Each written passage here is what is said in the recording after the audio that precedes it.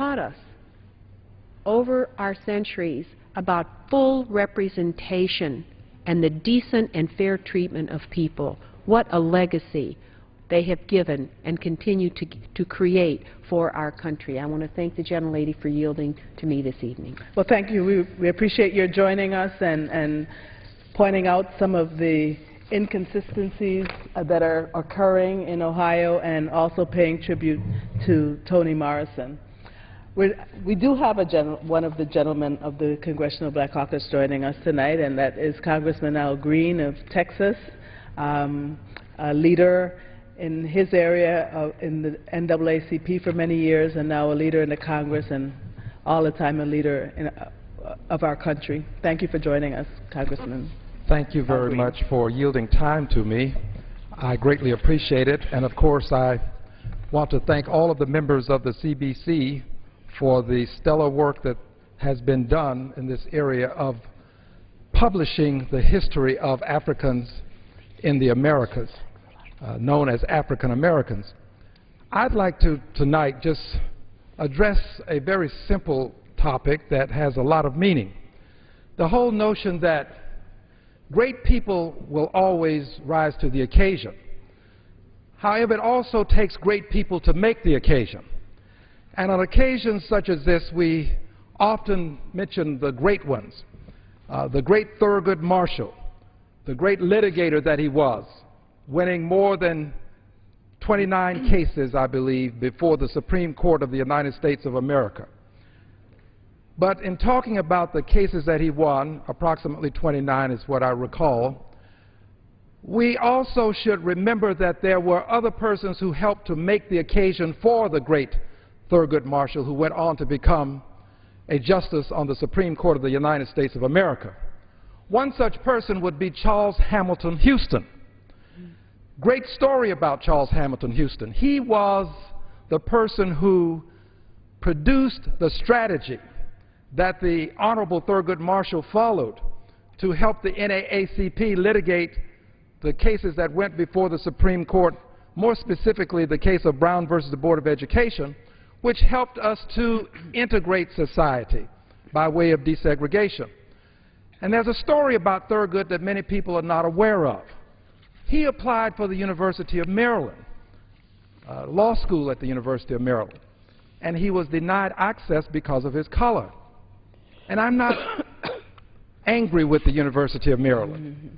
As a matter of fact, it was because they rejected him that he went to Howard University, where he met the Honorable Charles Hamilton Houston. And it was there that their friendship blossomed, such that Thurgood acquired this intelligence about the strategy to use the Constitution and litigation to bring about a more perfect union. The interesting story, however, is not complete unless we go on to talk about how Thurgood, who graduated at the top of his class, went on to practice law, and one of his first cases involved a person who was denied access to the University of Maryland. He won that lawsuit. So history has a way of causing persons who have been rejected to have the opportunity to make a difference in the lives of other persons who may be similarly situated. I am so honored that Thurgood Marshall finished at Howard University, went on to become chief litigator for the NAACP, but all of this was predicated upon his having a great relationship with another person who made headway, did not necessarily make the same kinds of headlines, the Honorable Charles Hamilton Houston. We talk about the Honorable Rosa Parks and how she took a seat and ignited a spark that started the civil rights movement. But there was another person who took a seat before Rosa, who was arrested, handcuffed, took to jail, a 15-year-old girl. Her name was Claudette Colvin. She too suffered the same fate as the Honorable Rosa Parks. She didn't make the headlines. She did make headway such that when the Honorable Rosa Parks was arrested, it became more of a story. Of course, Rosa Parks had status in the community, and that was in no small way a contribution to her receiving the attention that she did. And by the way, Rosa Parks wasn't just tired. She was tired in the sense that she was tired of injustice. And she took a stand against injustice because she was tired of injustice. But the interesting thing about this story is that the bus boycott that took place didn't end because of the boycott alone. I think that had something to do with it because it probably helped to shape public opinion. But there were 3 other females who filed a lawsuit that made its way to the Supreme Court of the United States of America. Broder, McDonald, and Smith. It was that lawsuit that they won. They made headway. They didn't make the lasting headlines, but they made the difference in the Montgomery bus boycott. And of course, we always talk about Dr. King, and we should, because he paid the ultimate price, he made the ultimate sacrifice. But we should not forget that before Dr. King marched from Selma to Montgomery, there were others who set out to march from Selma to Montgomery. And they did not make it across, well, they made it across the Edmund Pettus Bridge, but that was where they met strong resistance from officers who had billy clubs, and they resisted the marchers. They didn't resist them, they actually took them on, and they beat them all the way back to the church where they started. I enjoy hearing John Lewis tell the story, not because of the suffering, but because he tells it in such a way as to cause me to have some degree of appreciation for what they went through on Bloody Sunday and how they paid a price. There were many people there on Bloody Sunday. The Honorable John Lewis was among them. They made headway, they made headlines, but their names have not been mentioned.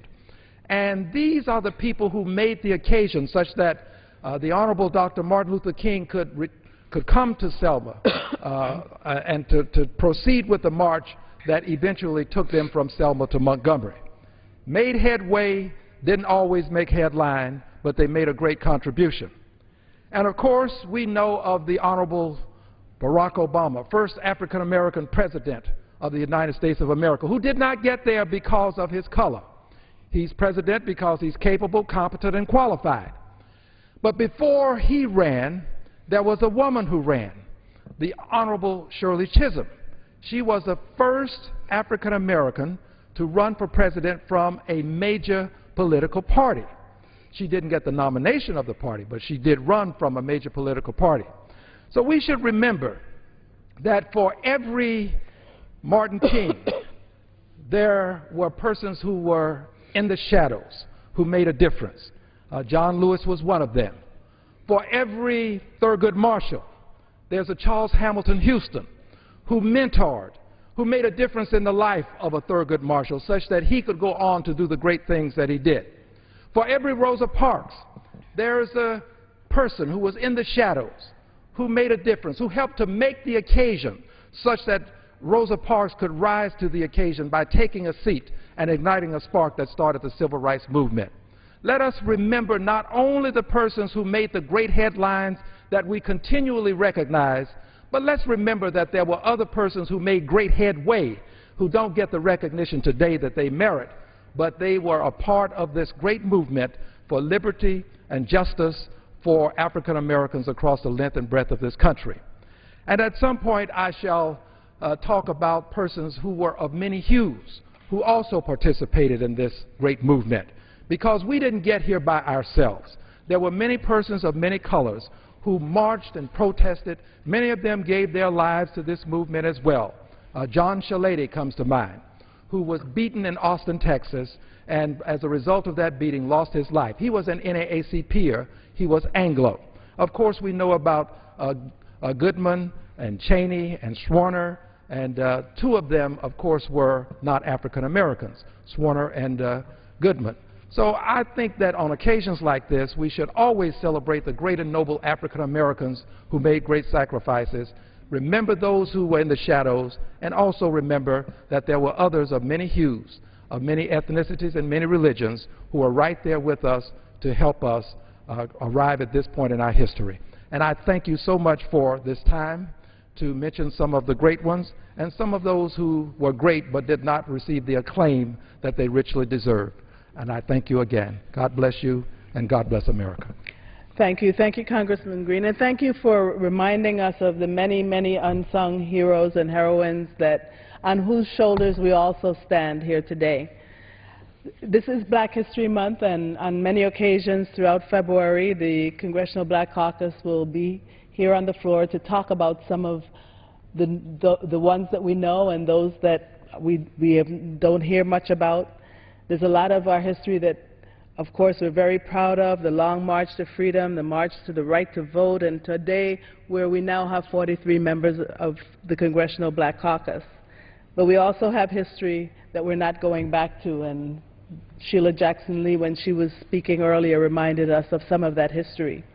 Tomorrow, the Congressional Black Caucus, going back to the other topic of our special order, the right to vote and protecting that right to vote.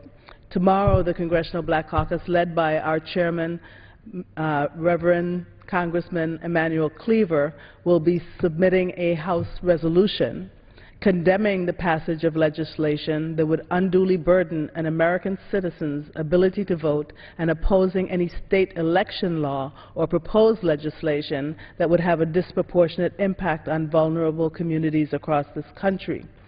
And when we introduce this, I think this is clearly a resolution that would signify the sense of Congress. It should be a resolution that every member, Republican and Democrats, should support, supporting the right of every American citizen to vote freely and to have that vote counted. And we would invite all of the members of the House to join us in that resolution, to become co-sponsors, and we would ask the leadership to bring it to the floor for a vote. Again, it condemns the passage of legislation that would unduly burden an American citizen's ability to vote and opposes any of those state election laws or proposed laws that would have a disproportionate impact, because historically we know that people of color have been barred from voting. The passage of these restrictive voting laws, the resolution reminds us, is reminiscent of the Jim Crow era poll taxes and literacy tests that disenfranchised thousands of African Americans. It also reminds us that these laws do more to suppress the right to vote than to protect our electoral system. There's a lot of talk about these laws being passed and proposed because of fraud in the election system, but there's no proof that there is any fraud, and so these laws are really about suppressing the right to vote. With that, Mr. Speaker, I'm going to yield back the balance of my time, but before I do, I'd like to ask unanimous consent that all members may have 5 legislative days in which to revise and extend their remarks and include extraneous material on the subject of the special order. Without objection, so ordered. Thank you. Thank you, Mr. Speaker. And thank you, colleagues. Gentlelady yields back. Thank you.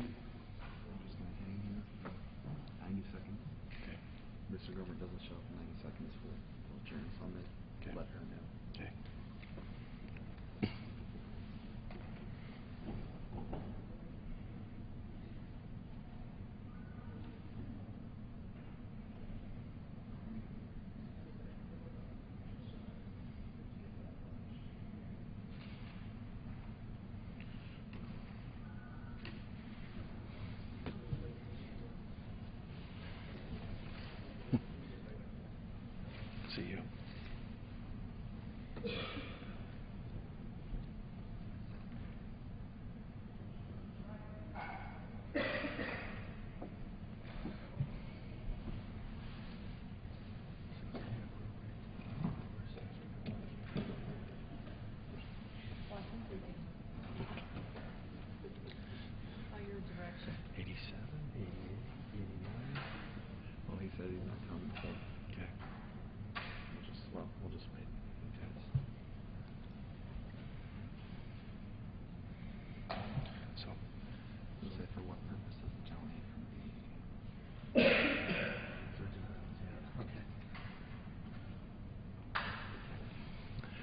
For what purpose does the gentlelady from the Virgin Islands rise? Mr. Speaker, I move that the House to adjourn. The question is on the motion to adjourn. Those in favor say aye. Those opposed, no. The ayes have it. The motion is adopted. Accordingly, the House stands adjourned until 10 a.m. tomorrow for morning hour debate. In the House today, a bill creating a commission that would make recommendations on what to do with certain federal